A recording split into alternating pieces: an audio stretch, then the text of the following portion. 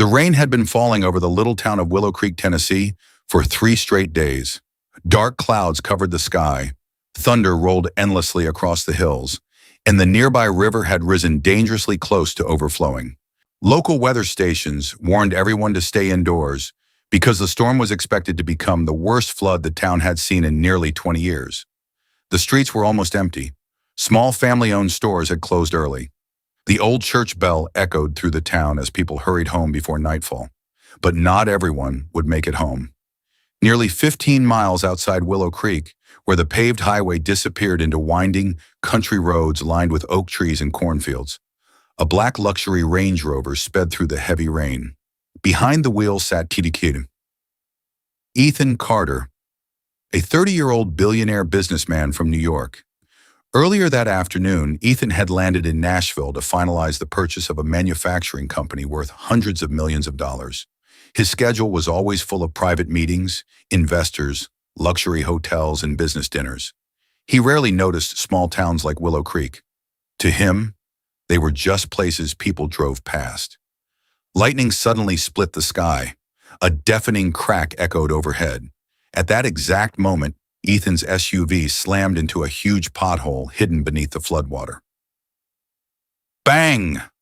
The steering wheel jerked violently. The engine sputtered twice. Then, everything went silent.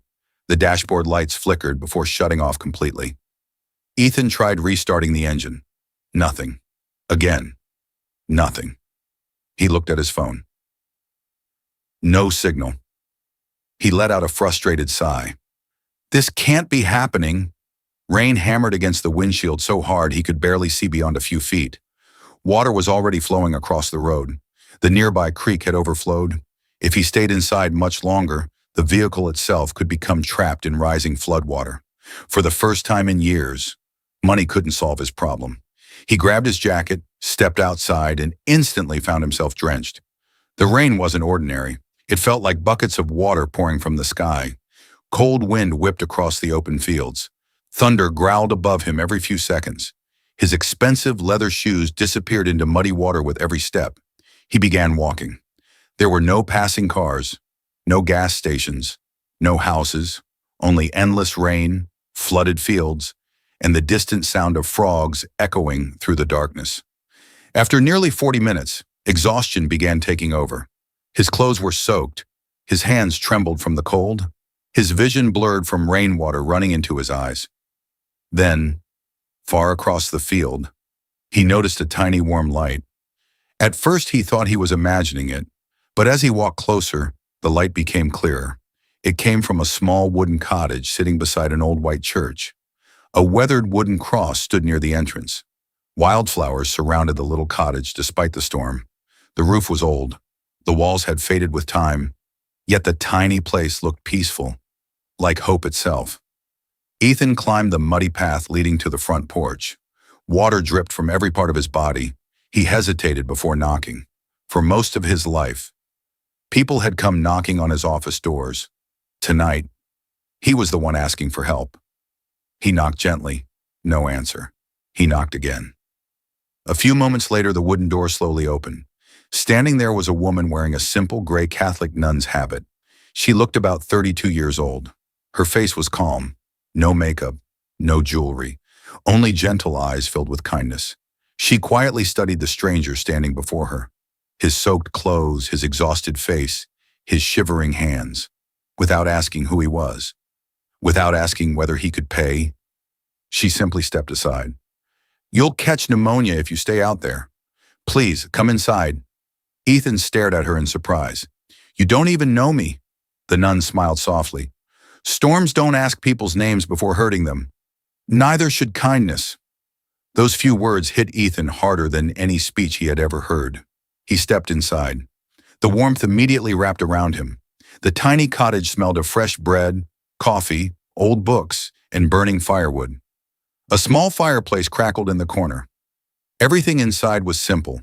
A wooden dining table, 2 handmade chairs, an old rocking chair, a bookshelf filled with worn Bibles, children's storybooks, and family photographs donated by local families. Nothing expensive, nothing luxurious. Yet somehow, The cottage felt more welcoming than the penthouse Ethan owned overlooking Central Park. "I'm Sister Grace," the nun said as she handed him a clean towel. "I'm Ethan." She nodded politely. There was no look of recognition. She clearly had no idea he was one of America's richest entrepreneurs. For once, someone saw only the man, not the money. Grace disappeared into the tiny kitchen. "I'll make some hot chicken noodle soup." "You don't have to." She smiled while lighting another candle. "Everyone deserves a warm meal on a cold night." As she cooked, Ethan's eyes wandered around the room. Something caught his attention. Pinned across one wall were dozens of colorful drawings made by children. Crayon hearts, rainbows, little churches, tiny cottages, families holding hands. One drawing read, "Thank you, Sister Grace, for saving my mom." Another simply said, "We love you, Sister Grace." Ethan frowned. Who was this woman? Why did everyone in town seem to love her? Grace returned carrying 2 steaming bowls of soup with fresh homemade bread. "I'm sorry," she said gently. "It's very simple." Ethan smiled politely and took the first bite. He stopped chewing. It tasted perfect. Not because it was expensive, but because it had been made with genuine care. For several minutes they listened to the rain beating against the roof. Finally, Ethan asked, "Do you always live here alone?" Grace looked toward the rain-covered window. "Most days." "Doesn't it get lonely?" She smiled peacefully. "When your life belongs to serving others, you're never truly alone." Ethan looked into the fire. Those words stayed with him. He had wealth, recognition, luxury, private jets, 5 homes across America.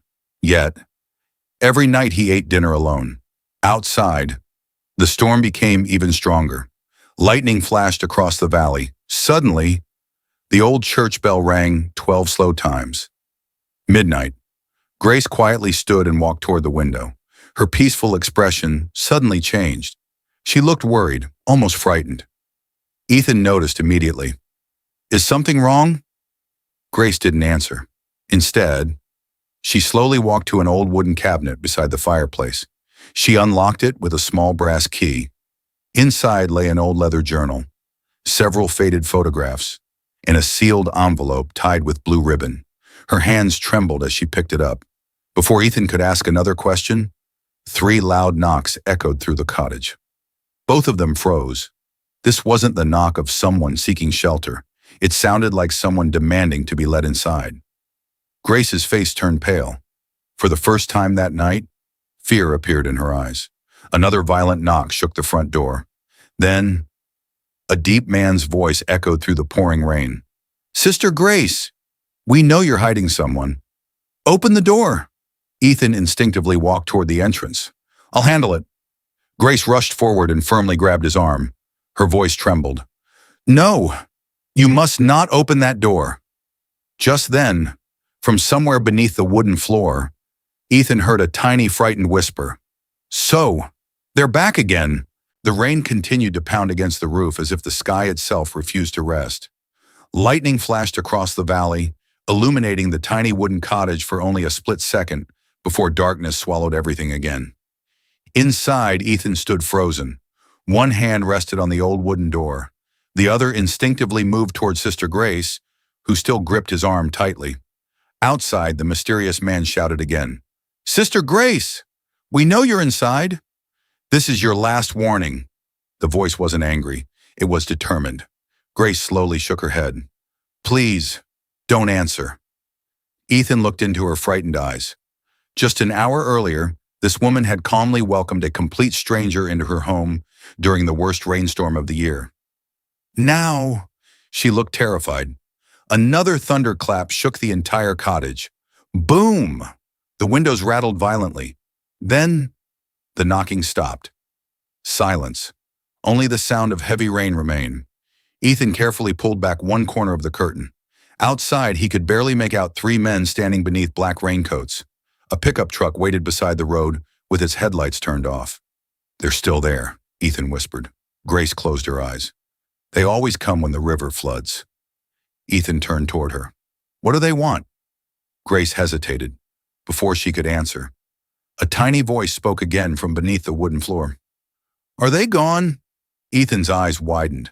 The voice belonged to a little girl. Grace knelt beside the fireplace and carefully lifted an old woven rug. Hidden beneath it was a narrow wooden trapdoor. She unlocked it and gently opened it. A frightened little girl, no older than 8, slowly climbed out. She wore oversized pajamas and hugged a worn teddy bear tightly against her chest. Her blonde hair was messy. Her cheeks were stained with tears.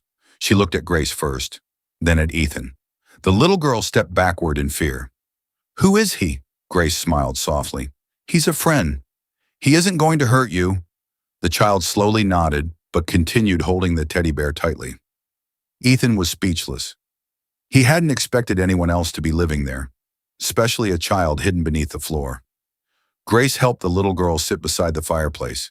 Her name was Emily. She quietly sipped warm milk while never taking her eyes off the front door. Ethan finally asked the question that had been haunting him. "Who is she?" Grace looked toward the fire before answering. "Emily lost both of her parents last year.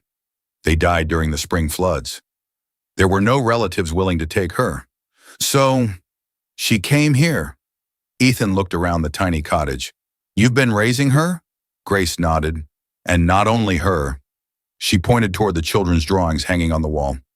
"Many children have stayed here. Some for one night, some for months, some forever." Ethan suddenly understood. This tiny cottage wasn't simply a home. It was a refuge, a place forgotten children came when they had nowhere else to go. Outside, the mysterious men were still waiting. One of them suddenly shined a flashlight toward the windows. Emily immediately jumped into Grace's arms. "They found me!" Grace hugged her gently. "No, sweetheart. They won't come inside." At least, that was what she hoped. A loud engine roared outside. One of the pickup trucks slowly moved closer to the cottage. The headlights suddenly turned on. Bright beams of light flooded the windows. Ethan frowned. "This isn't normal." Grace quietly nodded. "They've been coming for weeks." For Emily, Grace remained silent. Instead, she reached for an old leather journal lying inside the cabinet. She handed it to Ethan. "You deserve to know the truth." He carefully opened it. Inside were dozens of newspaper clippings. One headline immediately caught his attention. "Local businessman charged with embezzling millions." Another article read, "Family of key witness dies in mysterious fire." The final clipping froze Ethan completely. A photograph showed Emily standing beside a smiling couple. The man looked strangely familiar, very familiar. Ethan stared harder. Then he realized why. His heart skipped a beat. The man in the photograph was Michael Harrison, the former financial director of Ethan's own company.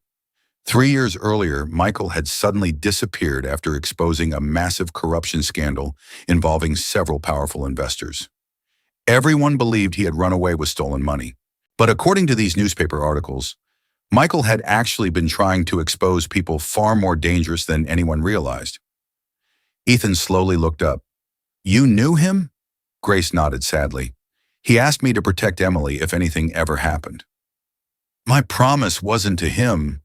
It was to God."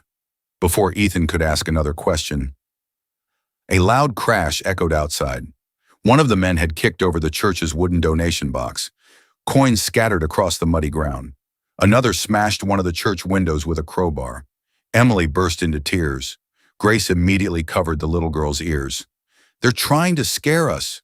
Ethan clenched his fists. "No, they're criminals. I'm calling the police." He reached for his phone. Still, no signal. The storm had knocked out every nearby communication tower. Outside, another voice shouted, "Sister Grace, we know the girl is inside. Hand her over and no one gets hurt."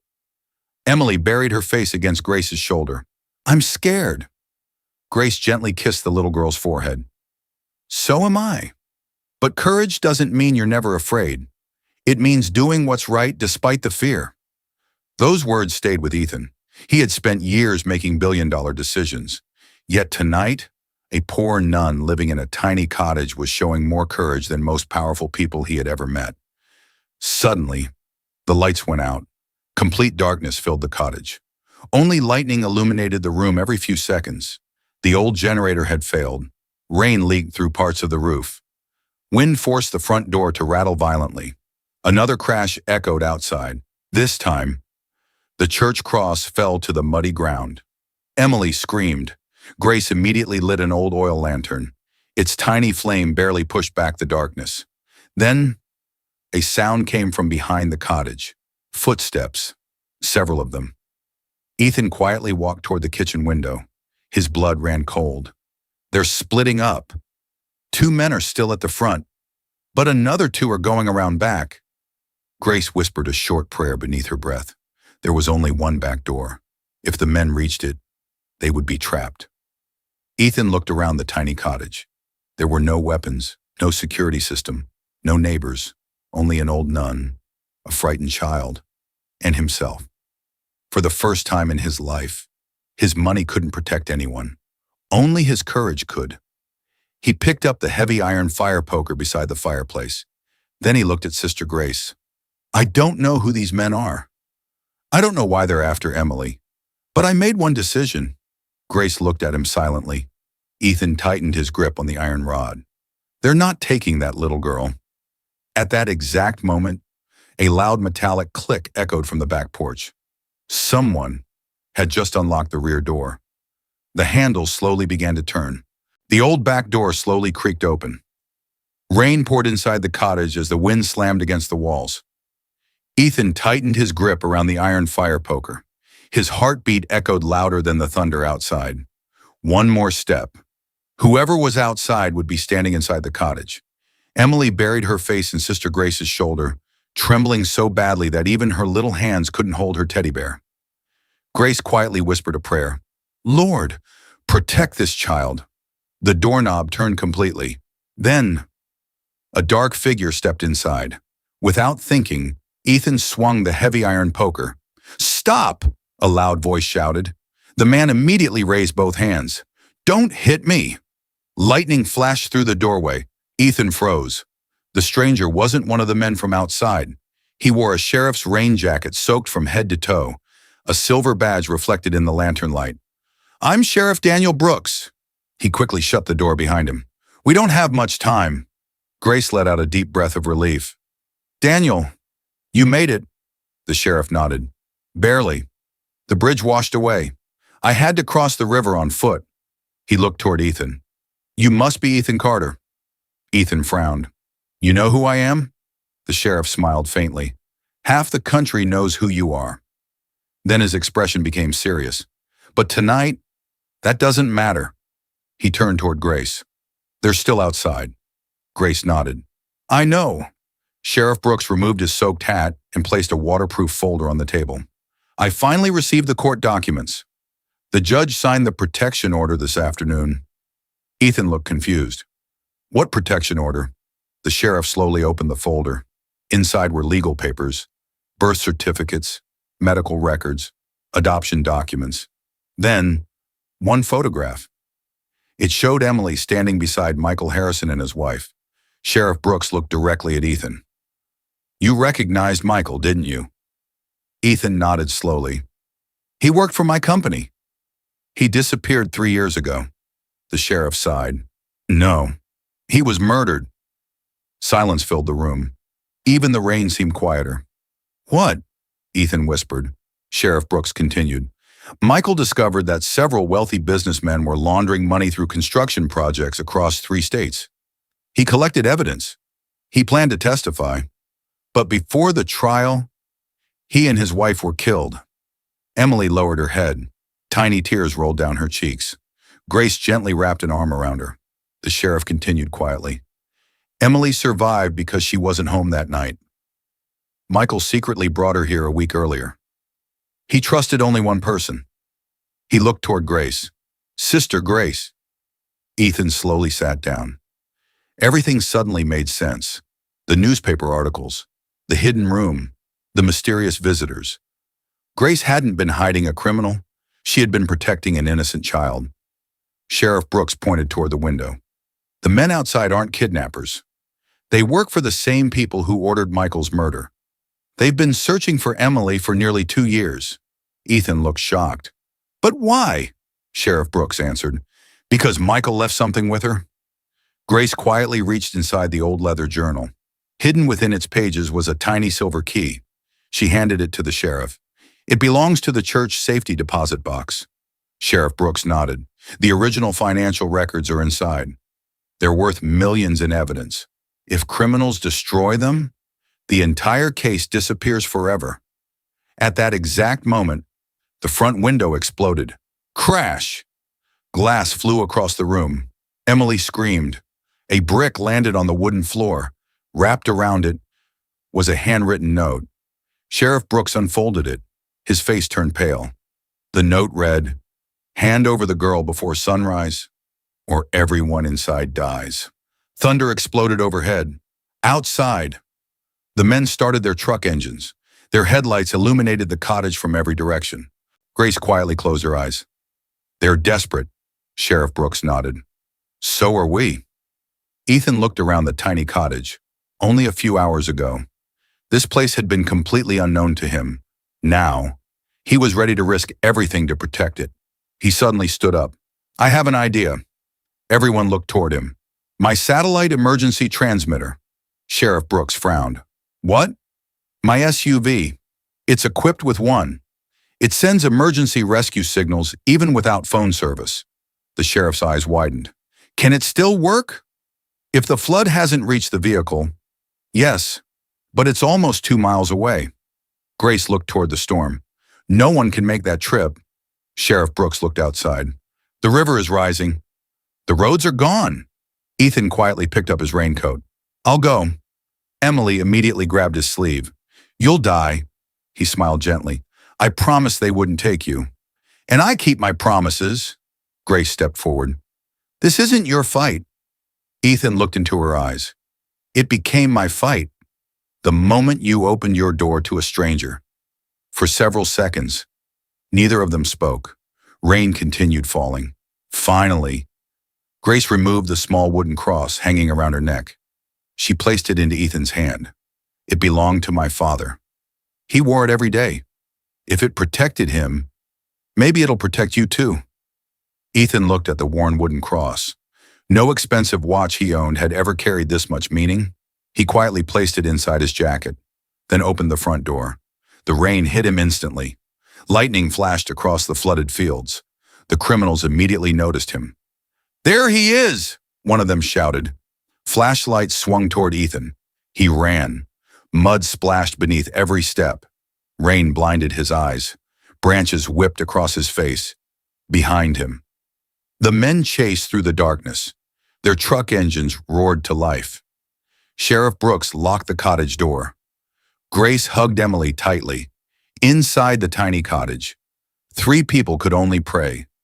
Outside, one man ran through a deadly storm carrying the only hope of saving them all. Minutes felt like hours. Then, far across the valley, a brilliant red light suddenly shot into the stormy sky. 1, 2, 3 bright emergency flares exploded above the mountains. Sheriff Brooks rushed to the window. A smile slowly spread across his face. He did it. Emily looked upward. The bright emergency signal pierced the rain clouds like a beacon. Far away, the sound of helicopters echoed through the night. Grace closed her eyes. Tears rolled silently down her cheeks. For the first time in years, hope had arrived. But the storm, and the men hunting them, were not finished yet. As the rescue helicopters flew closer, one of the criminals raised a hunting rifle. He aimed directly at Ethan. Then, a single gunshot shattered the night. The gunshot echoed through the valley. Bang! For a brief second, everything stopped. The rain, the shouting, even Ethan's heartbeat. He stumbled forward and fell into the muddy road. The wooden cross Sister Grace had placed inside his jacket slipped onto the wet ground. Inside the cottage, Emily screamed, "Sister Grace!" Grace's face turned pale. "No!" Sheriff Daniel Brooks immediately grabbed his rifle and rushed outside. The criminals began running toward Ethan. But before they could reach him, the roar of helicopter blades thundered above the storm. Powerful searchlights swept across the valley like daylight. One of the helicopters lowered close to the flooded road, while police sirens echoed from every direction. Blue and red lights flashed through the rain. Federal agents! Drop your weapons! Several armed officers surrounded the area within seconds. The criminals looked around in panic. They hadn't expected law enforcement to arrive so quickly. One tried escaping toward the forest. Another jumped into a pickup truck. A third aimed his weapon at the officers. It lasted less than 30 seconds. Every one of them was arrested. Handcuffs clicked shut one after another. The nightmare that had haunted Sister Grace for 2 years was finally over. Sheriff Brooks rushed toward Ethan. "Ethan!" He knelt beside him. Blood stained Ethan's shoulder. The bullet had grazed him instead of striking his chest. The wooden cross inside his jacket had slowed the impact just enough to save his life. The paramedics quickly lifted Ethan onto a stretcher. As they carried him toward the helicopter, he looked back. Grace stood on the cottage porch, holding Emily close. Rain streamed down both of their faces. Neither of them smiled. Neither of them cried. They simply watched. Their eyes said everything words never could. 3 months later, spring arrived in Willow Creek. The endless rain had disappeared. Green fields covered the valley once again. Wildflowers bloomed around the little white church. Children laughed as they rode bicycles through the quiet streets. Life had finally returned. The investigation that followed shocked the entire country. Federal authorities uncovered a corruption network stretching across several states. More than 20 powerful businessmen were arrested. Millions of dollars in stolen money were recovered. The evidence hidden inside the church's safety deposit box became the key that solved everything. Michael Harrison's name was finally cleared. He was no longer remembered as a criminal. He was honored as a hero who sacrificed his life trying to expose the truth. Emily finally received justice for her parents. Ethan's life changed even more dramatically. The billionaire who once measured success by stock prices and business deals no longer thought the same way. For weeks after leaving the hospital, he couldn't stop thinking about the tiny wooden cottage, the warm bowl of soup, the fireplace, the children's drawings, the peaceful smile of the poor nun who had opened her door without asking who he was. He realized something painful. He had spent years building companies, but he had forgotten how to build human connections. One sunny afternoon, a convoy of construction trucks entered Willow Creek. The townspeople gathered outside the church in surprise. Grace stepped onto the porch. She watched workers unload building materials. Sheriff Brooks smiled. "I think someone wants to see you." A black SUV slowly stopped near the church. This time, it wasn't surrounded by security guards or reporters. Only one man stepped out. Ethan Carter. His shoulder had healed, but something else had changed much more. There was peace in his eyes. Grace smiled warmly. "You came back."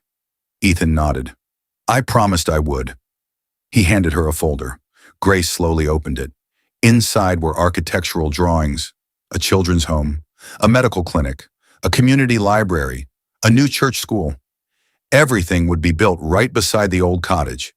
Grace looked at him in disbelief. "You've done all this?" Ethan smiled. "No, you did. I only learned from you." Tears filled Grace's eyes. "I never asked for any of this." "I know. That's exactly why you deserve it." Within a year, the little cottage had become something extraordinary. The abandoned church was beautifully restored. The new children's center welcomed dozens of homeless and orphaned children every year. A free medical clinic served families who couldn't afford health care. A library opened where children spent afternoons reading instead of wandering the streets. People from neighboring towns began calling Willow Creek the town of second chances. Not because of money, not because of fame, but because one poor nun believed every human being deserved another chance. Emily was adopted legally under Sister Grace's guardianship. She grew into a bright, joyful little girl. Every Sunday, she rang the church bell before the morning service. Her laughter once again filled the valley. The fear that had haunted her childhood slowly disappeared. One evening, nearly a year after the storm, Grace stood outside the same little cottage watching a gentle summer rain fall across the fields.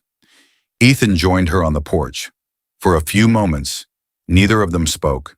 They simply listened to the rain. Finally, Ethan smiled. "Funny, isn't it? Grace looked at him. What is? The night that almost took my life. Actually gave me one. Grace smiled softly. God often speaks through storms. We're just too afraid to listen. Ethan looked toward the church where children laughed while chasing one another through the grass. If my SUV hadn't broken down, I would have driven past this town without ever knowing it existed. Grace nodded, and dozens of children would never have found a home. Silence settled between them. Peaceful, comfortable, the kind of silence only true friendship creates. That evening, the entire town gathered outside the church for a celebration. Mayor Robert Hayes stood before the crowd. He smiled at Sister Grace. Some people become heroes because they save lives. He looked toward Ethan. Others become heroes because they allow their own lives to be changed. Then he turned back toward Grace. But the greatest heroes are the ones who quietly open their door to strangers without expecting anything in return. The crowd erupted into applause. Grace lowered her head with humility. She never wanted recognition. She never wanted fame. She had simply chosen kindness. Again, and again, and again. So before this story ends, ask yourself one simple question. If a stranger knocked on your door during the darkest storm of the year, would you see a burden, or would you see a human being who needed hope?